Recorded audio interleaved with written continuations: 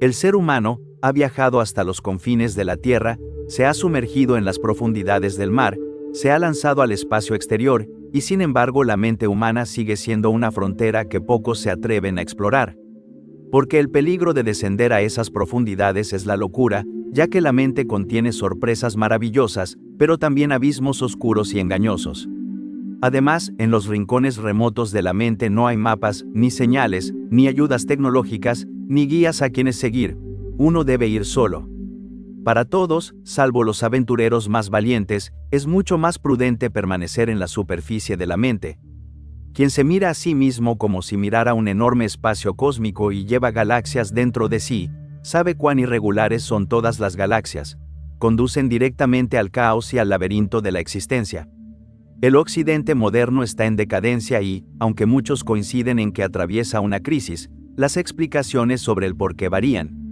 Algunos culpan al colapso de la religión y a la pérdida de un orden moral compartido, otros al auge del consumismo y el hedonismo, o a los efectos embrutecedores de la tecnología moderna.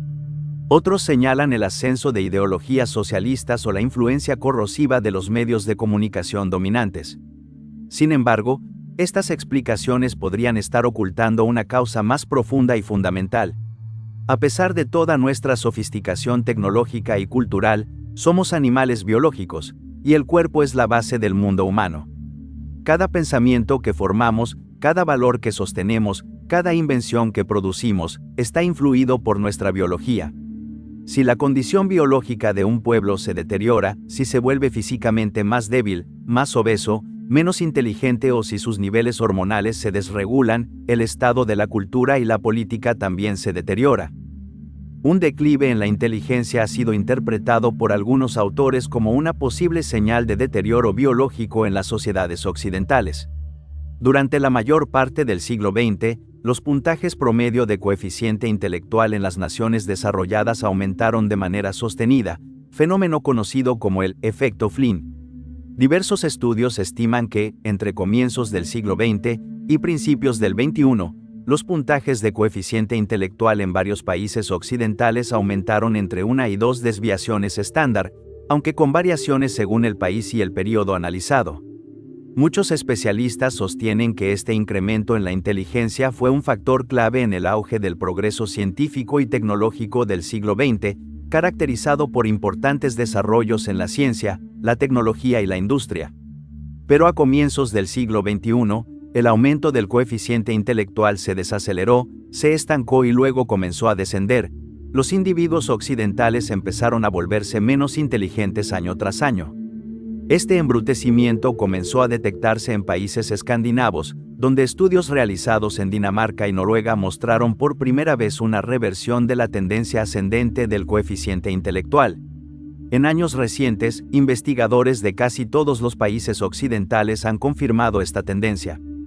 Tal como escribe Peter Niemann, médico y autor contemporáneo, algo sucedió en Occidente.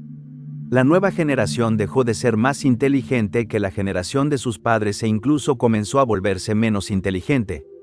A medida que los científicos estudiaban y comparaban diversos países, se hizo evidente que los países occidentales prósperos habían experimentado, en su mayoría, una disminución del coeficiente intelectual promedio desde comienzos de siglo, mientras que la mayoría de los países no occidentales experimentaron lo contrario, un aumento sostenido en los puntajes de coeficiente intelectual. Para Peter, existen diversos factores que podrían contribuir a la reducción generalizada de la inteligencia observada en algunos países occidentales. Uno de los factores que identifica es el aumento del consumo de marihuana. En 1970, una proporción relativamente pequeña de adultos estadounidenses reportaba haber consumido marihuana en el último año. En la actualidad, esa cifra supera el 20%. Además, el consumo diario o casi diario se ha incrementado de forma significativa en comparación con los años 70. Entre ciertos grupos de jóvenes, incluso se ha observado que el consumo diario de marihuana ha llegado a superar al consumo diario de alcohol en años recientes. Dado que diversos estudios han asociado el consumo frecuente y temprano de cannabis con un menor rendimiento cognitivo promedio, el incremento sostenido en su uso podría estar influyendo, al menos parcialmente, en las tendencias descendentes del coeficiente intelectual registradas en algunas poblaciones. Pasar varias horas al día frente a la pantalla de un teléfono inteligente es otro factor que algunos investigadores han señalado como potencialmente problemático. Diversos estudios sugieren que un uso excesivo de pantallas, especialmente en edades tempranas, puede asociarse con dificultades en la atención, el lenguaje y ciertos aspectos del desarrollo cognitivo. Además, el aumento del tiempo frente a pantallas suele coincidir con una disminución de la actividad física, un componente clave del desarrollo neurocognitivo infantil. Cuando esta reducción del movimiento se combina con dietas ricas en azúcar y alimentos ultraprocesados, el resultado ha sido un aumento significativo de la obesidad. En la década de 1970, alrededor del 15% de los adultos estadounidenses eran obesos. Actualmente, la cifra supera el 40% y una mayoría presenta sobrepeso. La obesidad infantil también se ha incrementado de forma notable desde entonces. La obesidad suprime la producción de testosterona, un efecto que comparten el consumo de pornografía, el exceso de tiempo frente a pantallas y los disruptores endocrinos presentes en productos plásticos y envases. La disminución de la testosterona es otra señal de que la biología de los individuos occidentales está mostrando signos de declive. La testosterona no es solo una hormona asociada con la agresión y la reproducción, es el sustrato biológico de la energía, la confianza, el impulso y el propósito. Mejora la fuerza muscular y la densidad ósea, así como la concentración, el estado emocional, la competitividad y la resiliencia. Para algunos autores, los bajos niveles de testosterona pueden, al menos en parte, explicar la crisis de la masculinidad. Una sociedad de hombres con niveles saludables de testosterona tiende a orientarse hacia la construcción, la protección, la asunción de riesgos con principios, la defensa y el sostenimiento de valores importantes. Pero a medida que la testosterona disminuye, el carácter de los hombres cambia, tal como sugiere Peter Niemann. Los hombres con baja testosterona son apáticos, frágiles física y emocionalmente, patológicamente adversos al riesgo, obsesionados con la seguridad y cada vez más dependientes de autoridades externas, ya sean padres, burócratas o el Estado, para guiarlos, protegerlos y proveerles. Y como escribe Niemann, ¿acaso podría ser que los jóvenes permanezcan cada vez más en casa porque están apáticos y sin energía? Que prefieran los videojuegos a salir al mundo real porque se sienten indiferentes ante la vida. Que haya cada vez menos impulso en los hombres simplemente porque tienen menos testosterona.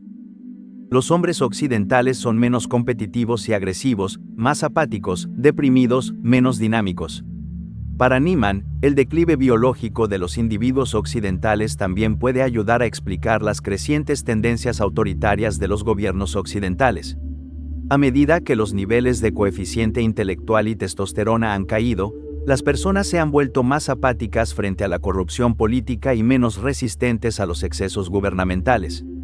Una sociedad intelectualmente embotada es más propensa a exigir un gobierno paternalista y mucho más propensa a aceptar formas autoritarias o totalitarias de gobiernos.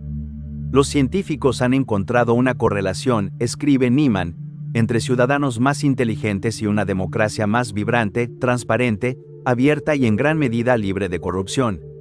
Las investigaciones sugieren que los individuos con menor inteligencia tienden a mostrar menos interés en los valores democráticos, en combatir la corrupción y en promover la transparencia. O como sostiene Niemann, los datos muestran que la corrupción se ha incrementado en los países occidentales entre 1996 y 2023, mientras que muchos países no occidentales han experimentado una disminución de ese flagelo social. En otras palabras, en los últimos 17 años los procesos democráticos han sufrido retrocesos en casi todo Occidente, y la corrupción se ha agravado en las últimas décadas. Coincidiendo con estos cambios negativos en corrupción y democracia, se observó también una caída en la inteligencia. Además, los niveles de testosterona han disminuido, y existe una correlación interesante, aunque sutil, entre niveles altos de testosterona y el impulso de buscar justicia. Los hombres con menor testosterona serían más propensos a aceptar la injusticia en lugar de confrontarla. A pesar de la gravedad de nuestro declive civilizatorio, Peter nos recuerda que el colapso continuo de Occidente no es inevitable. Tal decadencia o colapso puede y ha sido evitado, escribe. Existen bastantes ejemplos de imperios al borde del colapso que recuperaron fuerza para prosperar nuevamente. Pero para que Occidente recupere su vigor, más individuos deben reconocer que una civilización saludable se basa en ciertos tipos de comportamiento, en tipos corporales y tipos de carácter específicos. La importancia de un cuerpo sano para una mente sana, y a su vez una sociedad sana, fue reconocida por el psicólogo estadounidense del siglo XX William James, quien escribió: "Espero que aquí en América cada vez más se mantenga el ideal del cuerpo bien entrenado y vigoroso a la par del ideal de la mente bien entrenada y vigorosa, como las dos mitades coiguales de la educación superior tanto para hombres como para mujeres".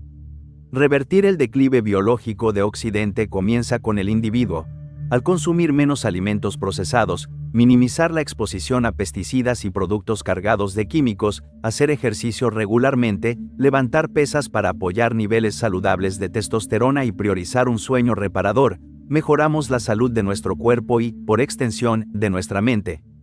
Pero estas elecciones hacen más que mejorar nuestro bienestar personal. Cada acto de renovación biológica funciona como una contribución modesta pero importante a la renovación de la propia civilización occidental. Porque una sociedad no puede ser fuerte y vital cuando los cuerpos de su gente son obesos y débiles. En realidad, solo un cambio del individuo puede traer una renovación en el espíritu de las naciones. Todo comienza con el individuo, observó Carl Jung. Cuando un hombre puede decir de sus estados y acciones: "Tal como soy, así actúo", puede estar en armonía consigo mismo y puede aceptar la responsabilidad de sí mismo, aunque luche contra ella. Carl Jung fue un hombre de intereses eclécticos, y esto se refleja en la naturaleza prolífica de sus escritos. Pero de todo lo que escribió, hay un tema que sobresale entre los demás como el más importante para él: la cuestión de cómo cultivar un gran carácter. Pues Jung reconocía la verdad de la afirmación de Heráclito de que nuestro carácter es destino. Los golpes del destino pueden ser amables o crueles, y otras personas pueden tratarnos mal o bien, pero nuestra experiencia de estas cosas y lo que hacemos con lo que se nos ha dado depende del estado de nuestro carácter. La cultivación de un gran carácter es una tarea de la máxima importancia. Un hombre no puede deshacerse de sí mismo en favor de una personalidad falsa sin castigo, escribió Jung. Incluso el intento de hacerlo provoca, en todos los casos ordinarios, reacciones inconscientes en forma de mal humor, afectos descontrolados, fobias, ideas obsesivas, recaídas, vicios. El hombre fuerte en lo social es, en su vida privada, a menudo un simple niño en lo que respecta a sus propios estados emocionales. Su disciplina en público, que exige especialmente a los demás, se desmorona miserablemente en privado. Debemos, en palabras de Carl Jung, abrazar nuestra más íntima, última e incomparable singularidad. Porque, aunque mucho de la naturaleza humana es compartido, Jung también enfatizó que la distribución de esos rasgos comunes y el grado en que cada persona puede desarrollar una determinada capacidad son siempre únicos. La idiosincrasia de un individuo no debe entenderse como una extrañeza en su sustancia o en sus componentes, sino más bien como una combinación singular o una diferenciación gradual de funciones y facultades que, en sí mismas, son universales. Todo rostro humano tiene una nariz y dos ojos, pero estos factores universales son variables, y es esa variabilidad la que hace posibles las peculiaridades individuales. No hay tarea que podamos proponernos, ni proyecto de vida que podamos adoptar, más gratificante que la cultivación de un gran carácter.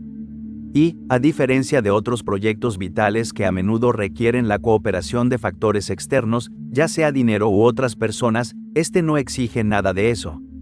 Podemos emprenderlo en cualquier momento, y dada la brevedad e incertidumbre de la existencia, ahora es siempre el mejor momento para comenzar el viaje transformador de descubrir más plenamente quiénes somos. Pero este cultivo del carácter exige acción. El prolífico escritor inglés del siglo XX Colin Wilson compartía esta convicción y sostenía que el hombre occidental debía recuperar su vitalidad, ya que se estaba volviendo excesivamente cómodo. Para él, demasiada inactividad, lejos de promover la salud mental, tiende a generar infelicidad y una amplia variedad de problemas psicológicos. Wilson llegó a esta conclusión temprano en su vida. En su autobiografía relata que, durante su adolescencia, luchó con episodios de depresión y simpatizaba con la sentencia del Eclesiastés: vanidad de vanidades, todo es vanidad. Sin embargo, poseía una mente aguda y estaba decidido a descubrir por qué se sentía tan sombrío. Observó que sus episodios depresivos solían estar precedidos por periodos prolongados de pasividad.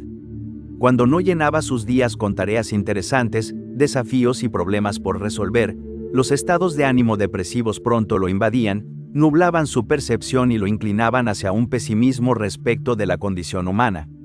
La mente ociosa es el taller del diablo, pues como escribe Wilson, aburrimiento, pasividad, estancamiento, estos son el comienzo de la enfermedad mental, que se propaga como la espuma en un estanque estancado. Si el descubrimiento de Wilson sobre la conexión entre la pasividad y la enfermedad mental tiene mérito, entonces nos enfrentamos a las siguientes opciones.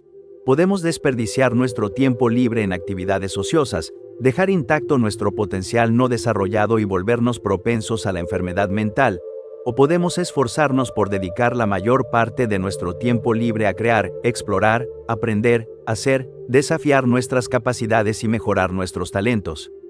Aunque esta última opción implica perseverancia, lucha y el sacrificio de placeres y comodidades a corto plazo, la recompensa, salud mental y crecimiento personal, vale el esfuerzo.